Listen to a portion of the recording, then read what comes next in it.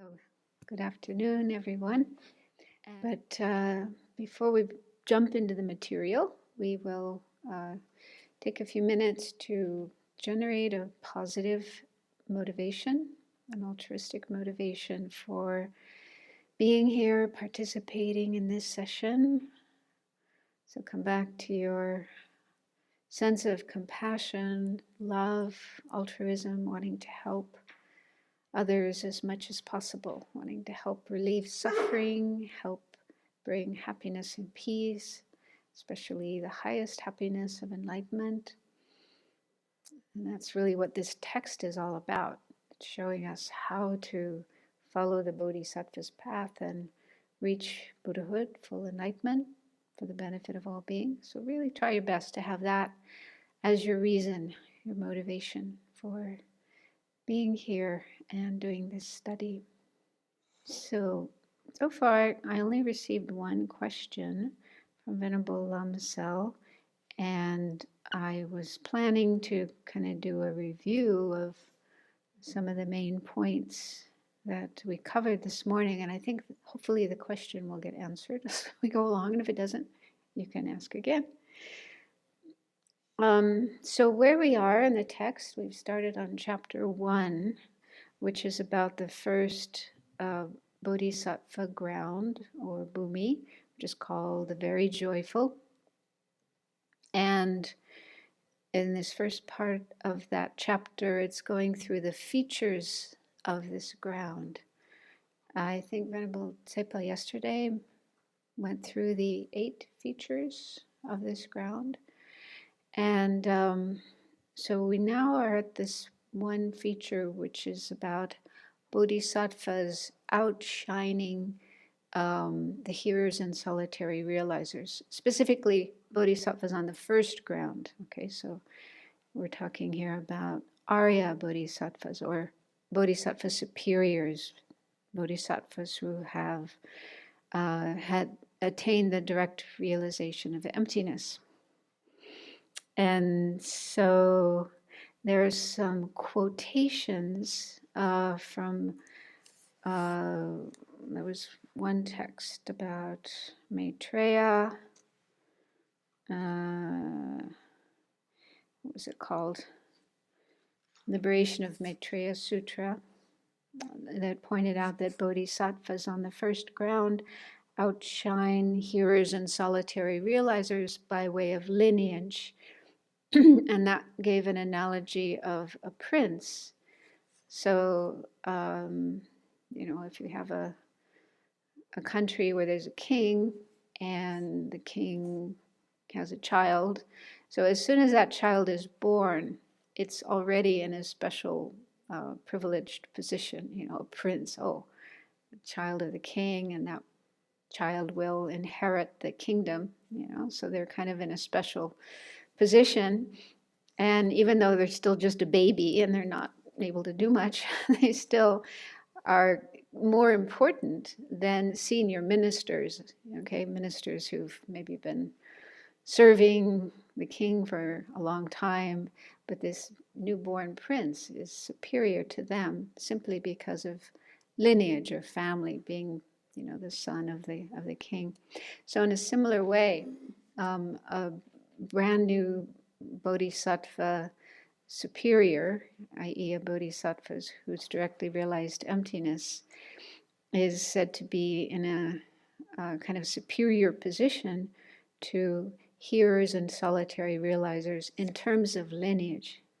And that is because they have the lineage of the Buddhas, the lineage of the ones thus gone. That bodhisattva is definite to go all the way to Buddhahood, to enlightenment.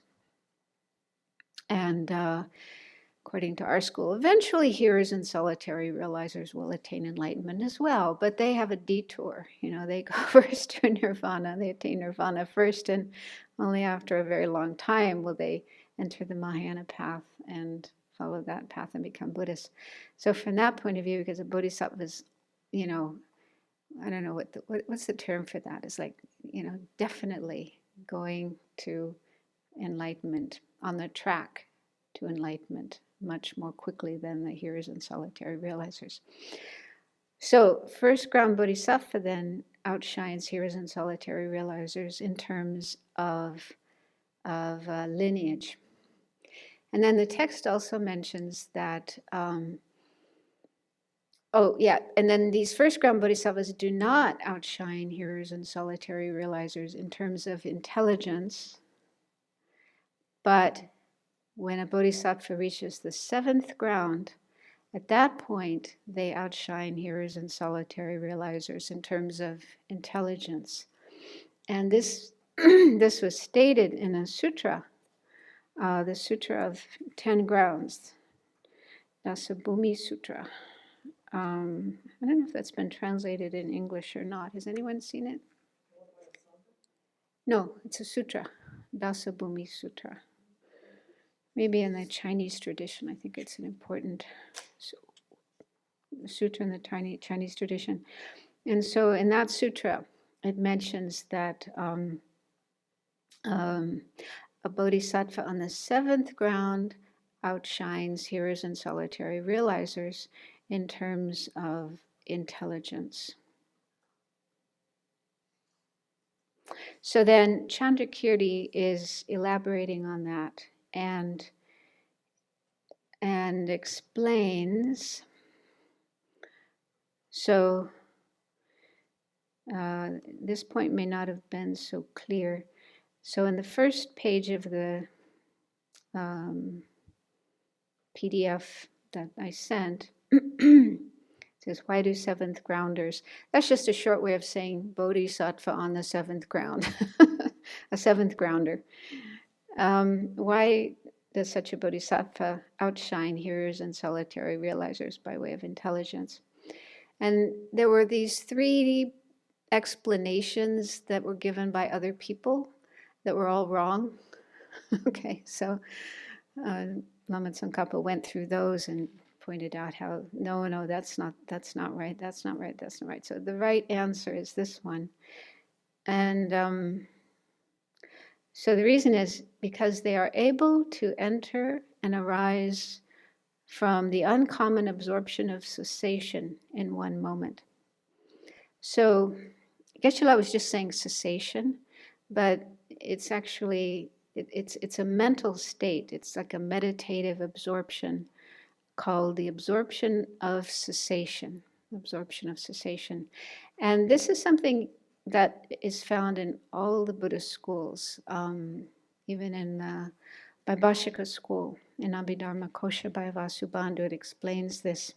So all the Buddhist schools talk about this absorption called the absorption of cessation, but they have different ways of explaining it, what it is, and it's very complicated, and I'm not going to go into all of it.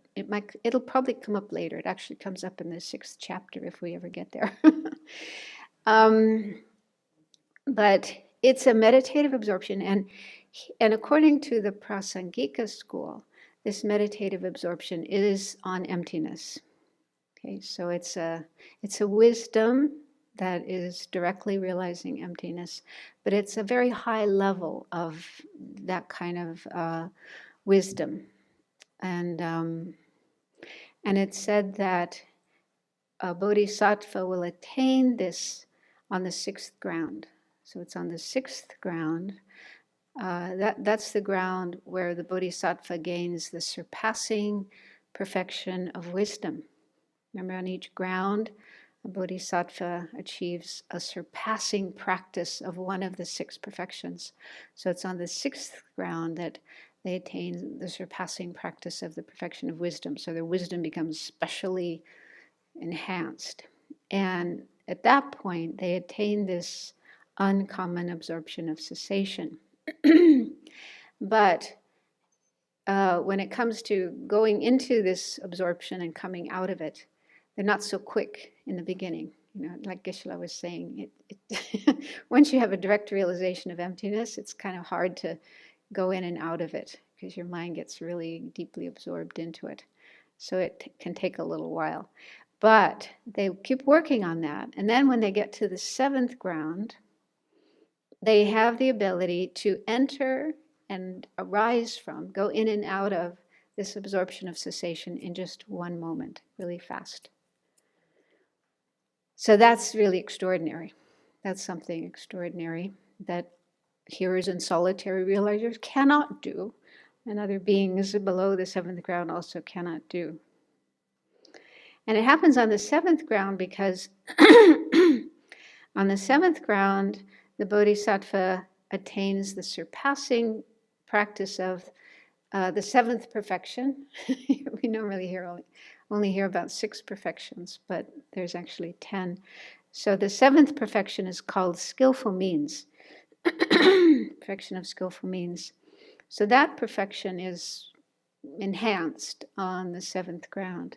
So because the bodhisattva on the seventh ground has this surpassing practice of perfection of skillful means, then they're able to zip in and out of that meditative absorption very quickly. So that's the reason, the correct reason, according to Lama Tsongkhapa and Chandrakirti, why a seventh grounder is said to outshine the hearers and solitary realizers by way of intelligence. Oops, I forgot an I in intelligence. I'm not very intelligent. Okay. And then we get into this section of the text. It's actually quite long, and it's quite difficult. It's one of the more difficult. Yeah. Yeah. Sure that I'm understanding that when you refer to hearers and solitary realizers, they are foe destroyer.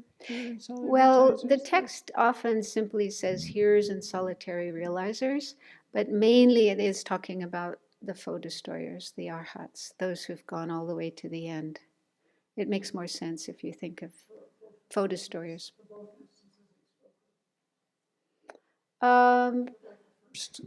You mean for the lineage one? Yeah, the lineage one for the first ground. Yeah, ground. I think so. Okay.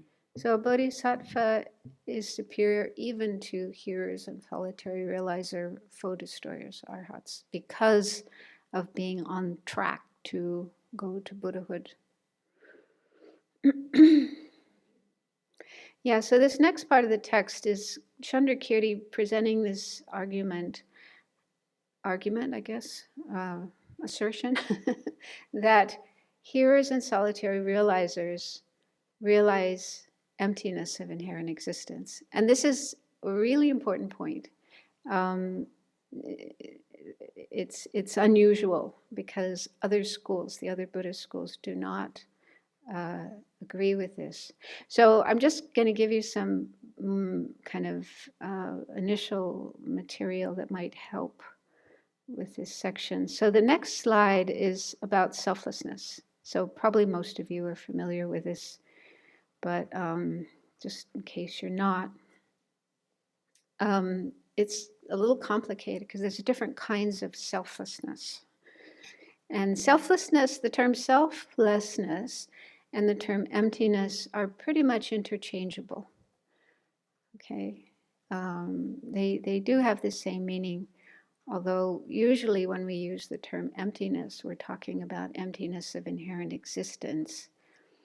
But yeah, they are, one of my teachers said they are synonymous, selflessness and emptiness.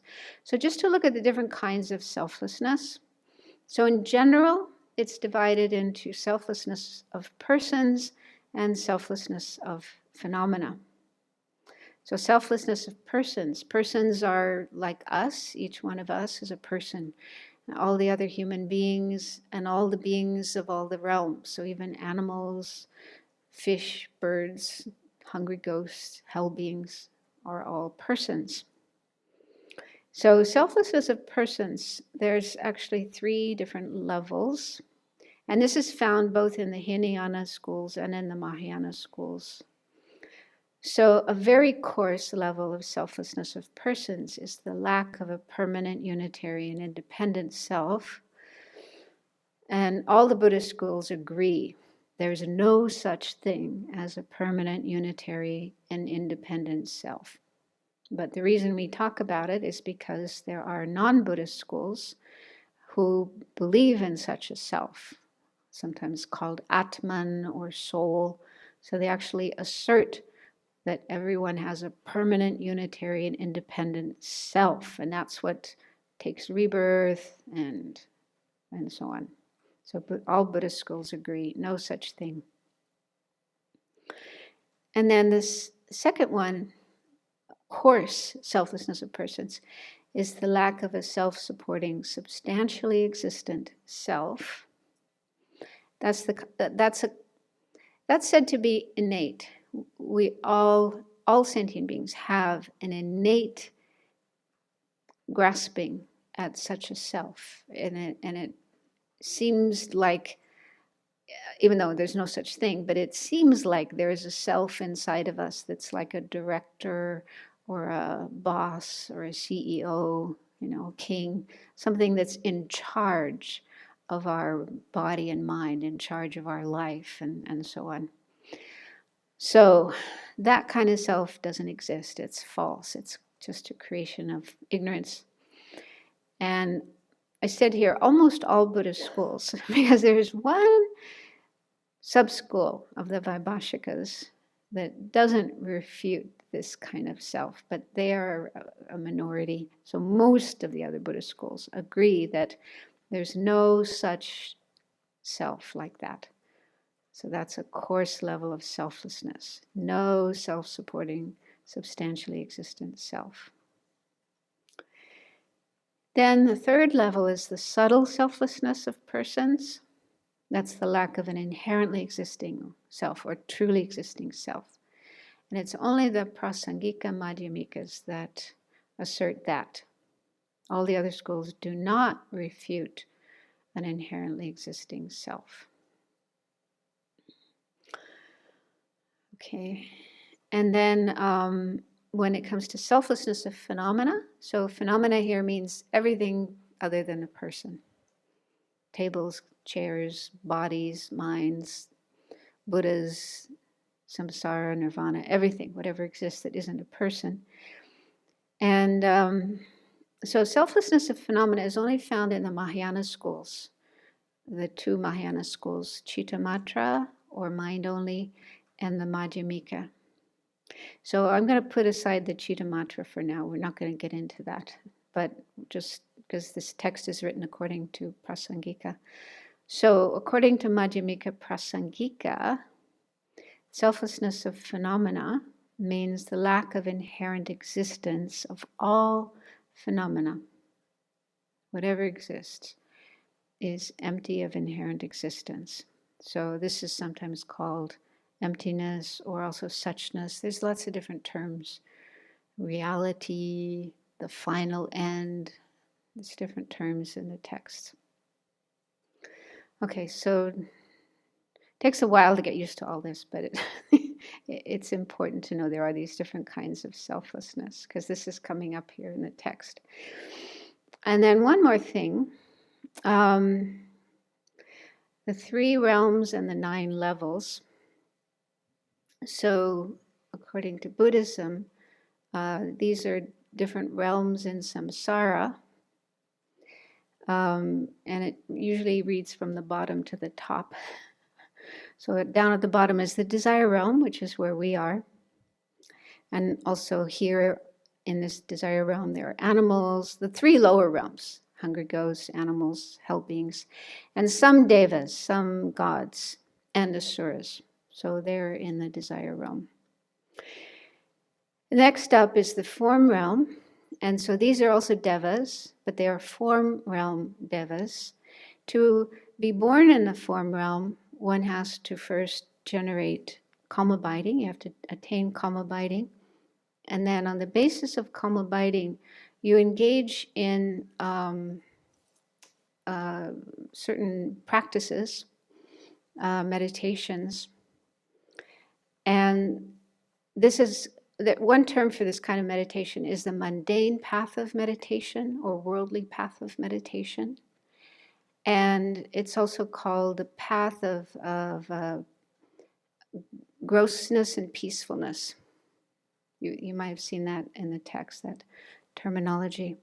Because what you do is, Like if you want to achieve the first level of the form realm, which is called the first concentration or the first jhana, you may have heard the term jhana, you meditate on how the desire realm is awful. All the faults, the gross, yucky, horrible aspects of the desire realm, all the problems, all the sufferings of the desire realm. And so you just really get kind of disgusted with the desire realm. And then you meditate on the good qualities of the first concentration, So you kind of contemplate the grossness of the desire realm and the good qualities or the peacefulness of the first concentration. So by meditating on that, you overcome attachment to the desire realm. We have attachment to the desire realm. That's a kind of affliction. So you overcome that, and you gain. I mean, I'm making it quick, but there's a whole process you go through to achieve the first concentration. But that's the process of doing it. The first concentration, first jhana, is attained by means of overcoming attachment to the desire realm and seeing the desirability or the peacefulness of the first concentration.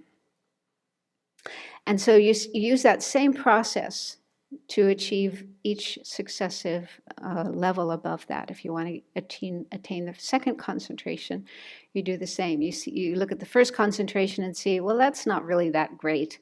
It's got problems too, but the second concentration is much better. So again, you meditate like that. So with these, like the first, second, third, fourth concentrations of the form realm, and then the 4 levels of the formless realm, there's 2 aspects. One is it's a place where you can be born. Okay, it's actually a rebirth state. You can be born in these realms.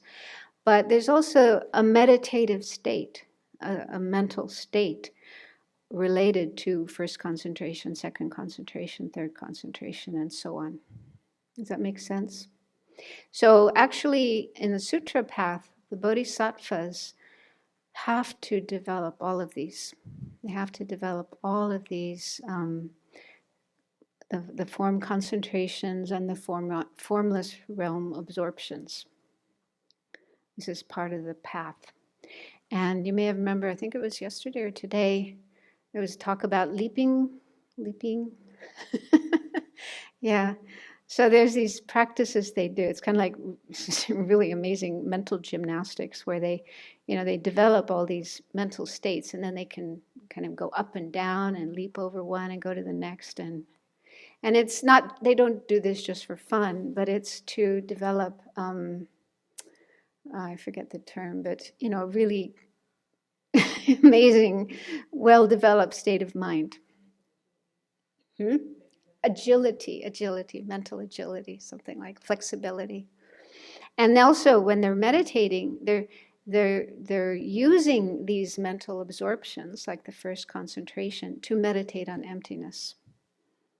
So they'll go into the first concentration, meditative absorption, and then use that to meditate on emptiness. It's a much better state of mind, a much more powerful state of mind than a desire realm mind. Okay, like our minds are desire realm minds. First concentration mind is much more sublime and clear and calm and concentrated. Actually, they say the fourth concentration is the best. That's really the best state of mind to be able to use to meditate on emptiness or attain any of the higher realizations. Anyway,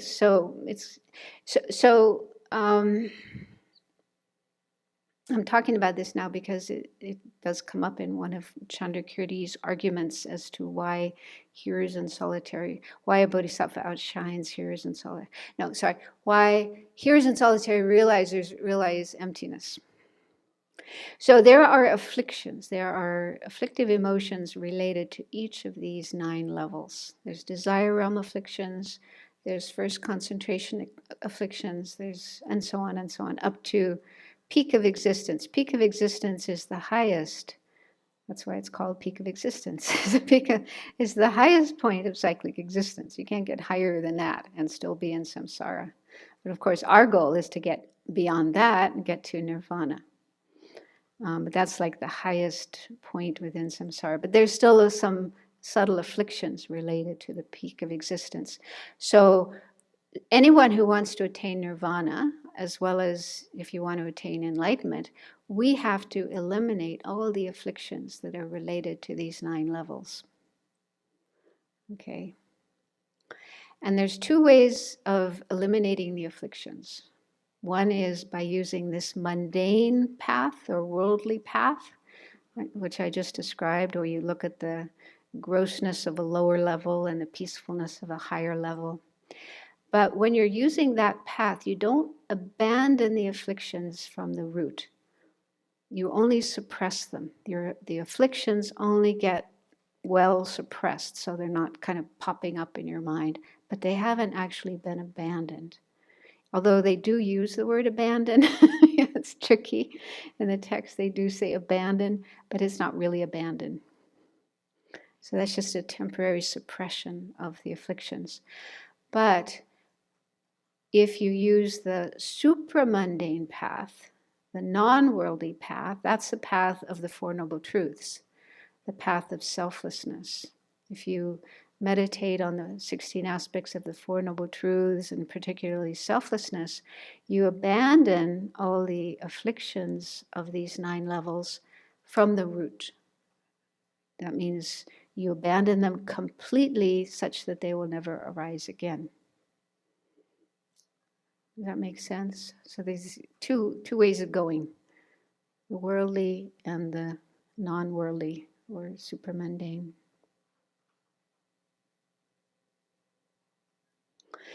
So then, next page of the PDF. So Chandrakirti makes this assertion. Hearers and solitary realizers realize subtle selflessness, meaning emptiness of inherent existence. Now this is unusual because all the other schools below the Prasangikas, that includes Svatantrika Madhyamikas, Chittamatras, Sautrantikas, Vaibhashikas, all of them in their presentations of the path, they say that in order for hearers and solitary realizers to reach nirvana, to get out of cyclic existence, they only have to realize the coarse selflessness of persons, which is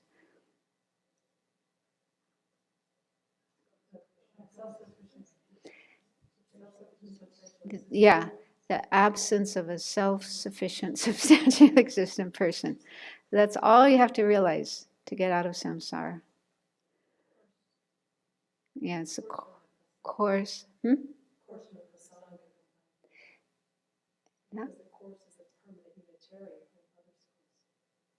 Sorry? In some of the lower schools, the course is the permanent, unitary, independent, and yeah. the subtler ones and the higher. Yeah, okay.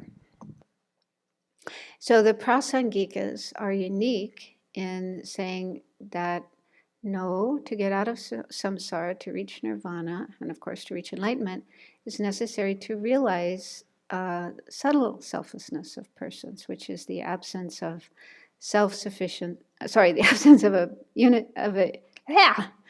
inherently existing person. And you have to realize that about all phenomena. You have to realize emptiness of inherent existence of all phenomena in order to get out of samsara and reach nirvana. So this is, and this is how he interprets that quotation from the Sutra of the 10 Grounds that says, hearers and solitary, first ground bodhisattvas outshine hearers and solitary realizers by way of intelligence only on the 7th ground. Okay, he says, this is what that means. So he gives reasons. First, he's giving these 3 reasons to support this assertion. Later in the text, he gives quotations from sutras to support it. So there's 3 reasons that Chandrakirti gives. So the first reason, it's actually more like a consequence. It's kind of an absurd consequence. So if hearers and solitary realizers did not realize subtle selflessness, a bodhisattva on the first ground would outshine them by way of intelligence. So why is that?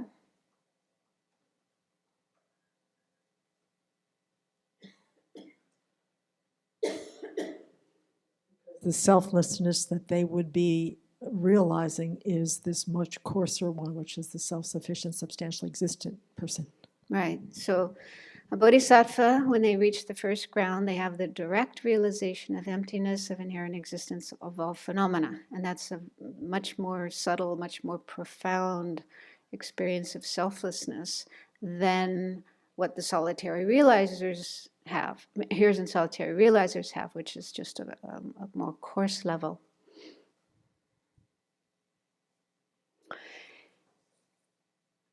And then he also says, hearers and solitary realizers would be like those who depend on the worldly or mundane path of meditation and only suppress the afflictions.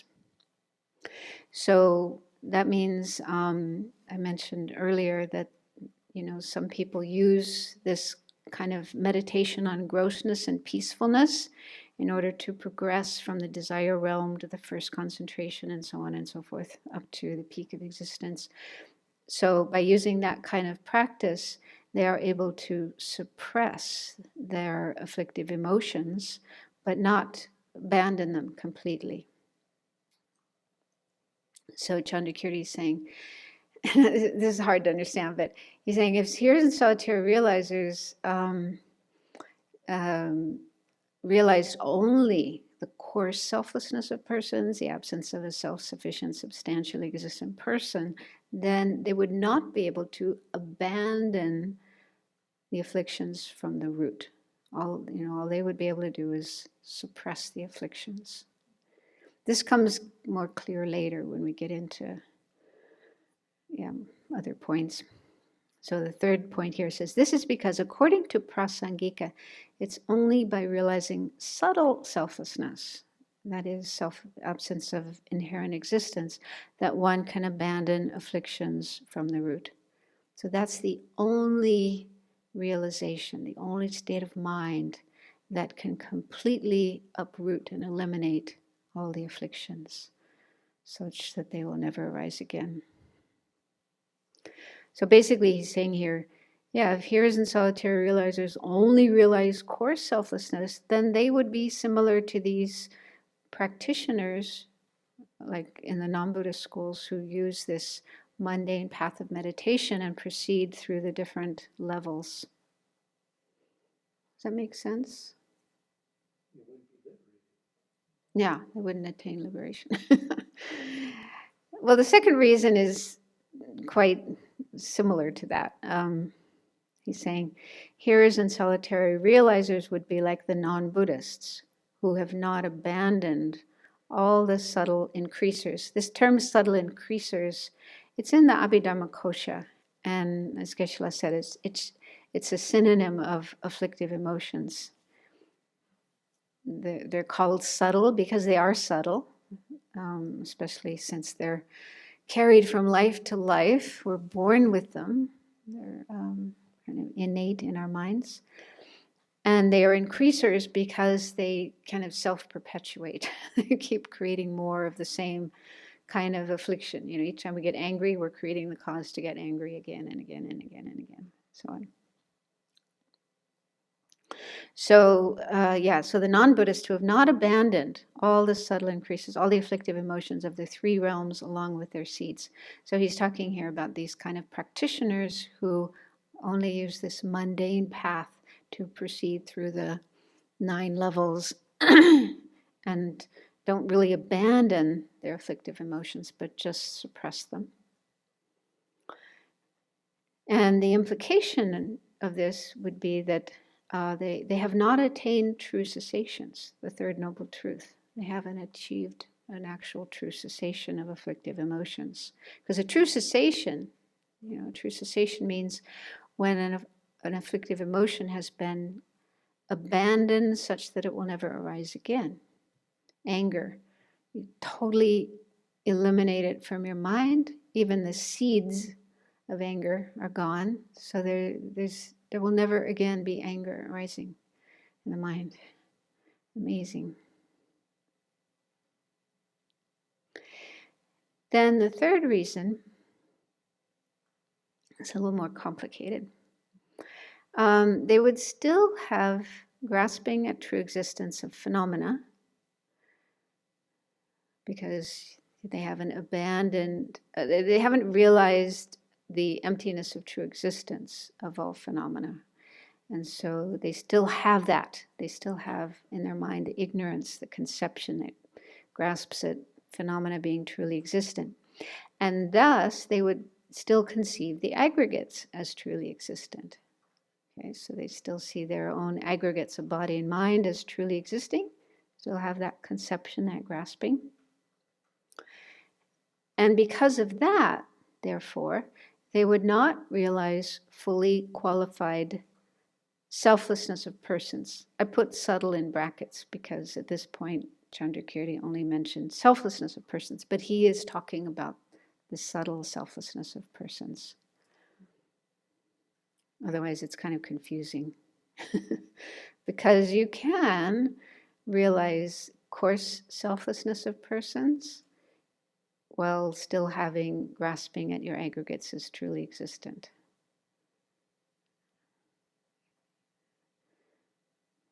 But to realize the subtle selflessness of persons, the absence of an inherently existing person, you can't achieve that if you still conceive of your aggregates as truly existent. The reason he gives is because the aggregates are the basis for designating a self, a person. Okay, so our mind sees our aggregates. We have this collection of body and mind.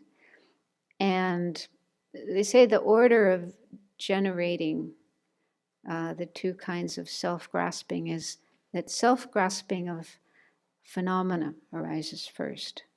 So we see our aggregates, the mind, I should say, our mind sees our aggregates, sees them as inherently existing because that's just how we see everything. And grasping our aggregates as inherently existing. And then on the basis of that, because the I, the conventionally existent I, is just designated, imputed on these aggregates. So then we have I designated on the aggregates, and that also appears inherently existing, and our mind grasps at that. So they say grasping at the aggregates as inherently existing comes first, and then grasping at the I person as inherently existing. So if the aggregates are still seen as inherently existing, then it's not possible to really realize the subtle selflessness of persons. So, let me just finish that and go to the next slide. So the implication of that means that the hearers and solitary realizers would not have attained a fully qualified true path that abandons the afflictive emotions, because the only way to abandon the afflictive emotion is the realization of selflessness or emptiness, of inherent existence of all phenomena. So just to continue with that, in Nagarjuna's Precious Garland, the next slide, next page, this quotation will actually come up a bit later in the text. It's one of the citations that Chandrakirti uses to support his assertion. So this verse, 35, says, as long as the aggregates are misconceived, in other words, conceived as truly existing or inherently existing, so long is there misconception of an I. As long as we continue seeing our aggregates as inherently existing, we'll continue seeing our I as inherently existing. And when we have this conception of an I, there is action which results in birth and thus continuation of samsara. So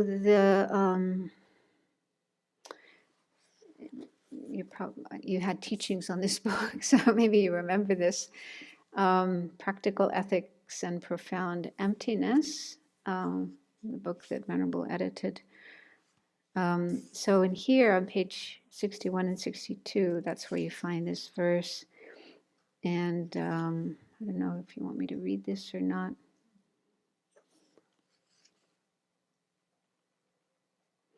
Yeah, it says, self-grasping of persons, specifically grasping our own I, and the self-grasping of phenomena are both the root of cyclic existence. And then he talks about the order of generating them.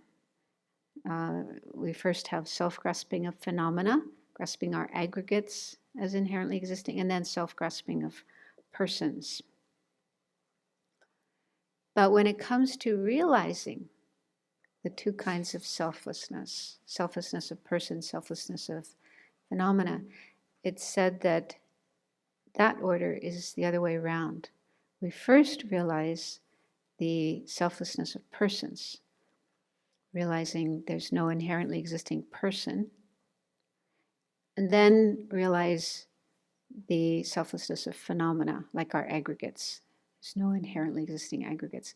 And Geshe-la was saying this morning that it's because it's more convenient. I don't know what he meant. I mean, what they say is because we live with our eye all the time. You know, our eye is with us 24 hours a day. And so, you know, they say it's easier to recognize how the I is just imputed. I don't know, many of myself and others have difficulty with that. But so, I mean, is it like if you think of some external object like a car, you know, Chandrakirti uses a chariot, but we can use a car. Kind of a little easier to see how that isn't findable.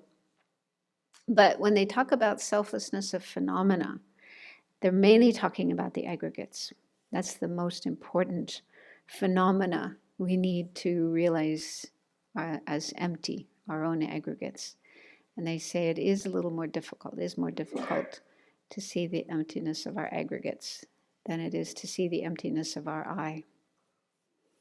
That's what they say. So that's what they say, you know, the first realization of emptiness that people have is usually emptiness of I.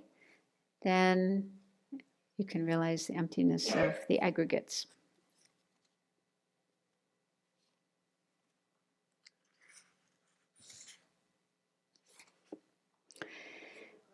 Yeah.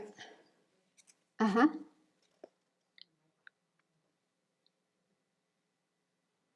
I think Venerable Seppel asked this question earlier. If that's the case, then how do you realize the selflessness of the self without first realizing the selflessness of the aggregates? It seems like that's the order it has to go in. Mm-hmm. Well, this is the tricky thing. Let me see if I have...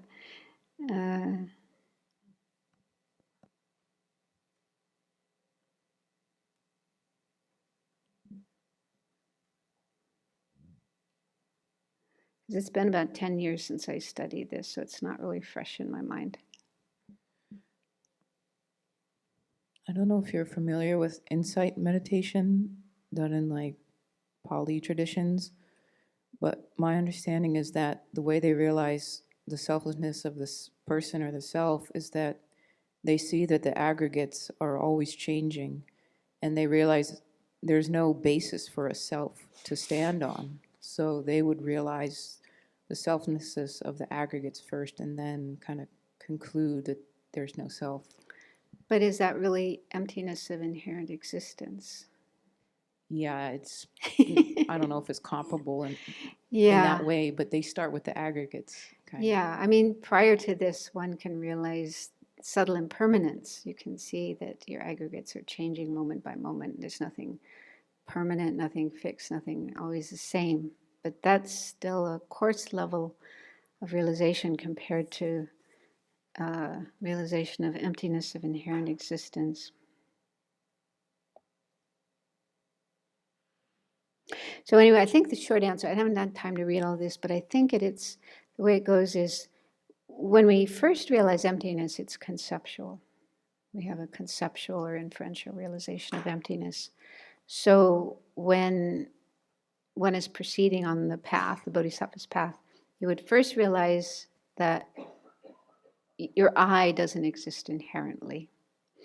And they say once you realize the emptiness of one object, it's easy to realize the emptiness of other objects.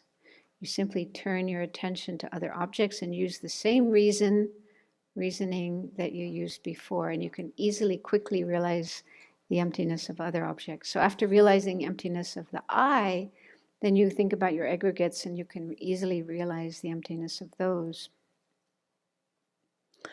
But I think when it's saying here that without realizing the emptiness of the aggregates as realizing the aggregates is empty of inherent existence, we cannot realize the emptiness of the self, then I think that's talking about the direct realization, if I remember correctly, when it comes to the direct realization. In other words, if we're still having grasping at aggregates as inherently existing, our mind hasn't overcome that grasping, hasn't refuted inherently existing aggregates, inherent existence of aggregates. As long as that is still affecting our mind, we won't be able to gain a fully qualified realization. I think Geshe-la explained, didn't somebody asked him what is the meaning of fully qualified? And didn't he say it was, yeah, but didn't he say it was a direct realization?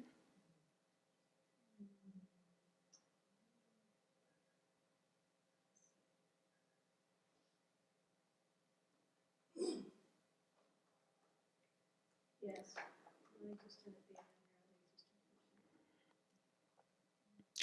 Yeah, what I have here is if one doesn't directly realize emptiness of the aggregates, one doesn't directly realize the selflessness of persons. So it's It says there, he said, if the referent object of conception. If the referent object of conception of true existence with regards to the aggregates is not eliminated, the person will not realize the fully qualified selflessness of persons. So the object of conception of true existence with regards to the aggregates. That sounds inferential.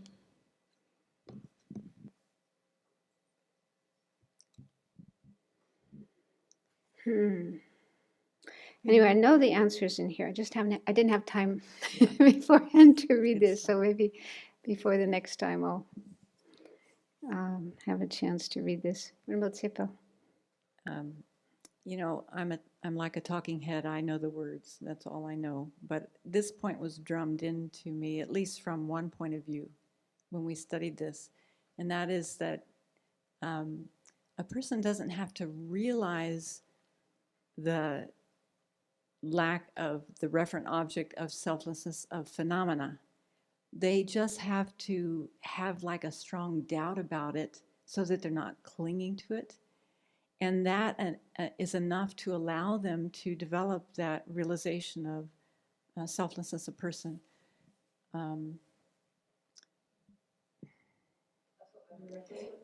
And so what I thought I heard Geshe-la saying this morning is that you have to realize selflessness of phenomena first before you realize selflessness of person. It's just a different understanding of how I thought that process happened. It's like we meditate on the chariot to loosen the strong mental grasping at phenomena. But we do that just to loosen that and then work on developing a realization of selflessness of person, which then brings about the realization of the selflessness of phenomena. And this goes back, for me, this reminds me of His Holiness's description of, you know, he tells the story of realizing, having an experience of realizing emptiness or selflessness, let's say, or emptiness. But when he checked to see, okay, that's the emptiness of the self, how about my aggregates? He found he was at least he was showing the aspect of still grasping at the aggregates, which was an indication that he had just realized this more gross type of, course level. yeah. Yeah. Yeah. It is a difficult point. And I remember we were going through it in when I was studying this text with Khenpo Jampa Tekchop. He also spent a lot of time talking about this point, because he said it's really difficult to work it out. What Chandrakirti is saying, what Nagarjuna is saying, it almost seems contradictory. We say that, well, actually, we realize selflessness of persons first. And Geshe-la said that this morning too. He said, you don't have to realize emptiness of the aggregates first before realizing emptiness of the person. Remember, he did say that. But he said, it's different if you're talking about the direct perception. So I thought that's what he was saying. When it comes to the direct perception of these two. But I don't think he really elaborated on that, did he?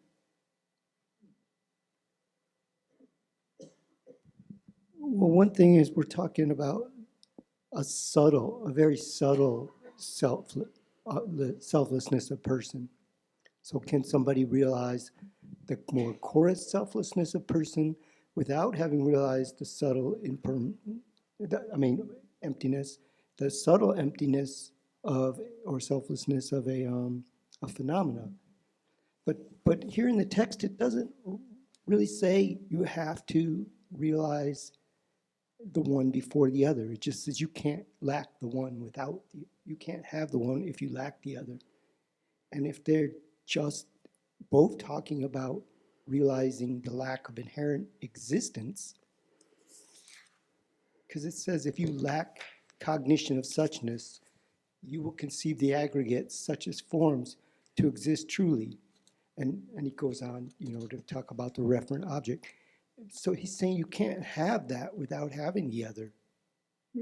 But if we're talking about the third most subtle kind of selflessness, they say there's no difference in the subtlety of either, whether you're looking at phenomena or the person. So can you, if you can have the more coarse realization of selflessness of person first, that can support the more coarse, the more subtle with phenomena.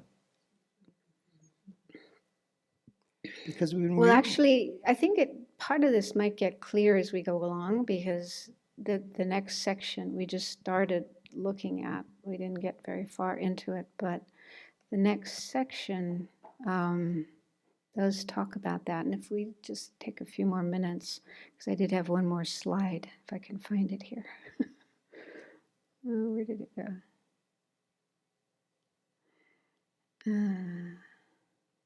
Lost my slide.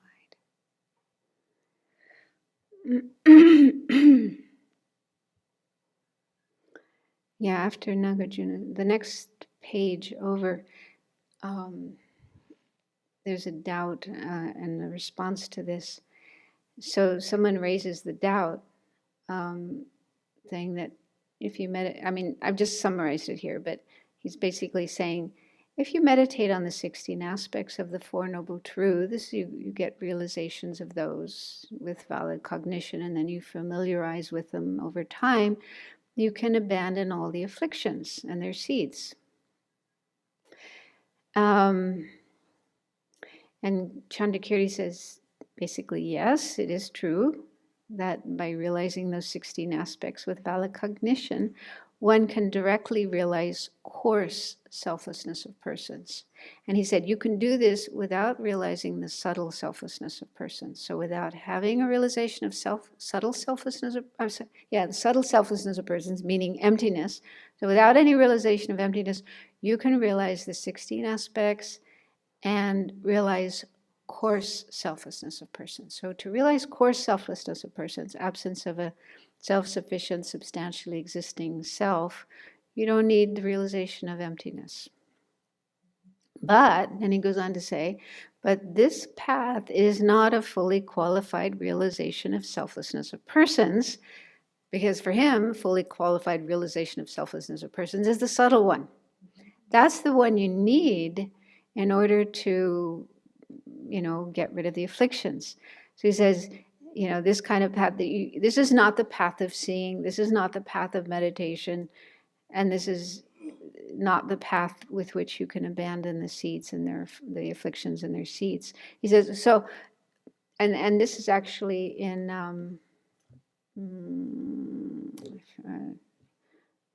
I didn't have it here, in volume 3, page 18, I think. That's the volume that talks about the Four Noble Truths and the 16 aspects. And there's just a little section in there about coarse and subtle Four Noble Truths. So there's a way of talking about the Four Noble Truths that are coarse, and that's based on selflessness, meaning absence of self-sufficient, substantially existent self, a coarse level of selflessness.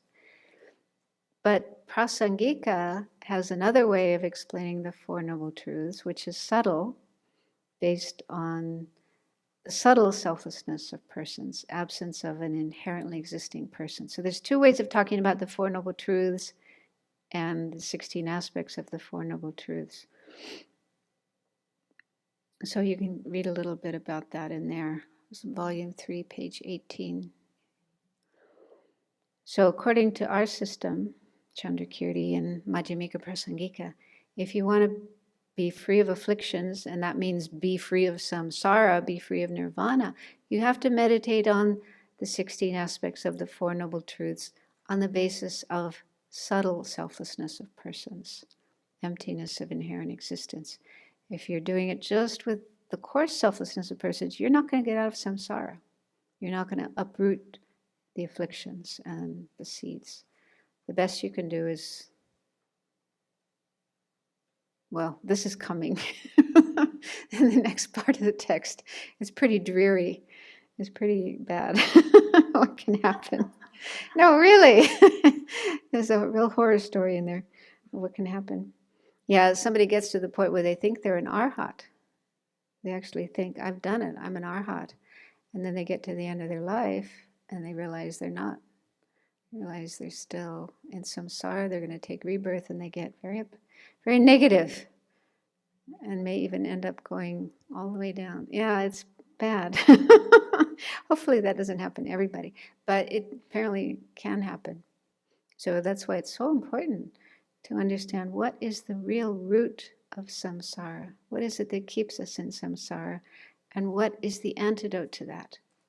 What do we need to realize to free ourselves from the root of samsara and get out of samsara? Otherwise, we just keep circling. And even, it's amazing that there could be practitioners who work so hard on the path and think they've achieved nirvana, and they haven't, because they haven't abandoned the subtlest root, the grasping at inherent existence. It's pretty scary. But anyway, that just shows how important it is, why it's so important. This whole text, that explains what is the real root of samsara. Because if we don't identify that and we don't do the right thing to overcome that, then we just keep circling.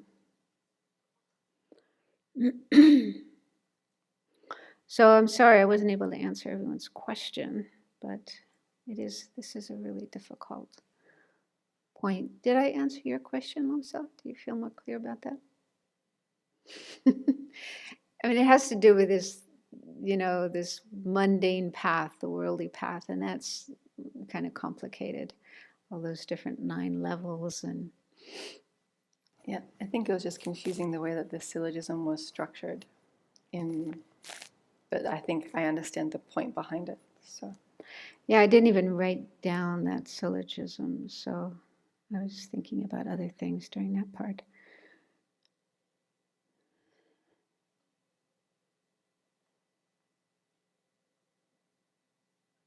Go back to this one thing to see if you understood.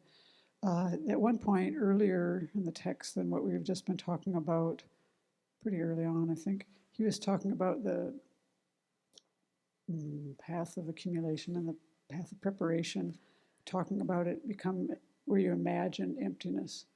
And I was thinking he was saying, this is what I couldn't quite catch, but maybe the meaning is there.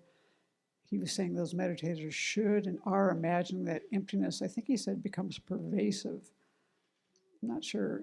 They went into the thing about form as emptiness, emptiness as form, and explained that pretty well, I thought, that how the person's supposed to be thinking. My consciousness is not a separate entity from the emptiness. And is that the idea that it is pervasive, do you think? Pervades all phenomena. He said that right before. Form is emptiness, emptiness is form. So that's what you're imagining. Yeah, I'd never heard that explanation before, so it's interesting. But he's saying this is before you attain the direct realization of emptiness. But they still kind of imagine that they're having that experience. They're kind of pretending, imagining that their mind merges with emptiness, like water into water. And yeah, they think, he said, they imagine themselves, their mind and all phenomena, empty of inherent existence, not separate. So it sounds like they try to simulate that experience of mind merging with the emptiness of inherent existence of all phenomena. So they do it on the level of imagination, and then that helps them eventually when they have the direct realization of emptiness to have that experience. So I never heard that before. I never heard that bodhisattvas before the path of seeing will actually do that.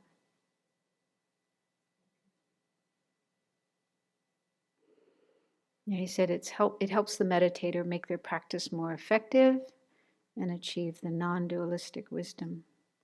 But yeah, this thing about emptiness, the emptiness of one phenomena is the same as the emptiness of all phenomena. It's like they say, all emptiness is one taste.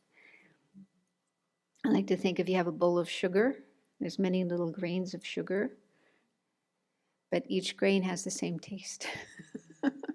So the emptiness of every single phenomena has the same taste or the same experience. So that's what they say when you have the direct realization of emptiness of one phenomena, you're actually, he said that today, you're realizing the emptiness of all phenomena. That's not the case with the conceptual or inferential realization of emptiness. You still have to go one thing at it, one emptiness at a time. But with the direct realization, it's emptiness is emptiness.